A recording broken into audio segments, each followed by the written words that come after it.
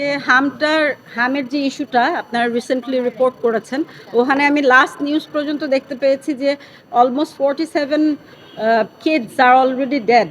হ্যাঁ, তো এটা আমার মনে হচ্ছে যে এটা প্যান্ডেমিক আকারে ছড়াতে পারে, এবং মোস্ট ইম্পর্ট্যান্ট ইস্যু হচ্ছে এইটা কি অ্যাকচুয়ালি হাম কি না আমরা কিন্তু এটাও শিওর না। মানে বাচ্চাদের শরীরের যে ছবিগুলো আমি দেখতে পেলাম, এটা অ্যাকিউরেটলি হাম কি না এটাও কিন্তু একটা ইনভেস্টিগেশনের ইস্যু রয়েছে। আমরা দেখতে পাচ্ছি যে লাস্ট 1.5 ইয়ার কোনো ধরনের কোনো ভ্যাকসিন প্রোভাইড করা হয়নি, আর এটা মারাত্মক একটা ইস্যু। বাচ্চারা মারা যাচ্ছে, বড়রা জ্বরে ভুগছে, এবং জ্বরটা কিন্তু খুবই সিরিয়াস। অনেক ডক্টরস বলছে যে এটা করোনারই একটা আপডেটেড ভার্সন হতে পারে।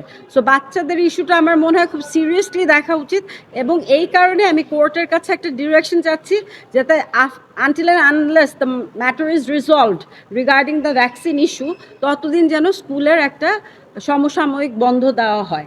এবং আরেকটা ইস্যু প্রেয়ারে আমি ডিরেকশন চাচ্ছি যে একটা ইনভেস্টিগেশন টিম গঠন করা হোক, যেখানে বলা হবে স্পেসিফিক্যালি যে এই ভ্যাকসিন রিগার্ডিং দ্য ভ্যাকসিনস, যেটা একটা দেশের সবচেয়ে গুরুত্বপূর্ণ ব্যাপার, আমাদের বাচ্চাদের একটা ব্যাপার, তাদের শারীরিক অবহেলাটা কেন, এটা কি কারণে ভ্যাকসিনটা গত 1.5 বছর এটা আনতে পারেনি।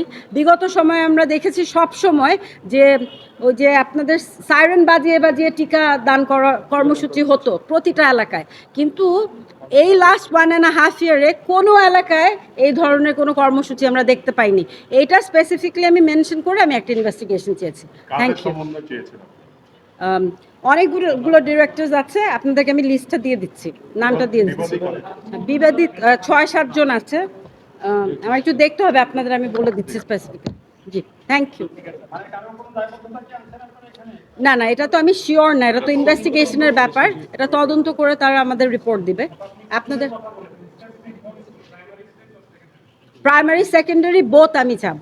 হ্যাঁ, টিকার বিষয় তো, এটা তো জ্বরটা কিন্তু বড়দেরও আসছে, এটা কিন্তু আমি নিজেই সাফার করেছি। এই জ্বরে আমি 7 দিন সাফার করেছি। করোনার ভিতরে আমার জ্বর আসেনি, কিন্তু এই জ্বরটা মারাত্মক সিরিয়াস, এখন পর্যন্ত আমি সুস্থ হতে পারিনি। তো এটা সাধারণ মানুষের মধ্যে তো এটা সাংঘাতিকভাবে ছড়াচ্ছে। যেহেতু রাইট নাও 3 ডেজের একটা ডিক্লারেশন বোধহয় দিয়েছে, স্কুল বন্ধর একটা ব্যাপার, ওইটার সাথে যদি কোর্ট অ্যাডজাস্ট করে আরও যদি কিছু ফিউ উইকস ফার্দার স্কুল বন্ধর ডিক্লারেশনটা দেয়, আমার মনে হয় বাচ্চাদের জন্য এটা খুব গুরুত্বপূর্ণ একটা ইস্যু। আমরা তো ফিজিক্যাল স্কুলটা বন্ধ করে ভার্চুয়ালি তো ক্লাসেস চলতেই পারে। Thank you so much. আজকে আমি চেষ্টা করতেছি, অলরেডি আসছে কোর্টে, সাপ্লিমেন্টারি আমি মেনশন করেছি, আমি সাপ্লিমেন্টারি আপনাদের আমি জানাবো। Supplementary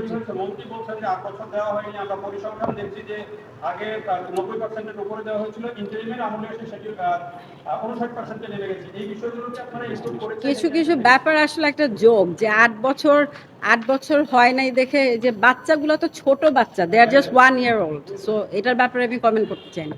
thank you.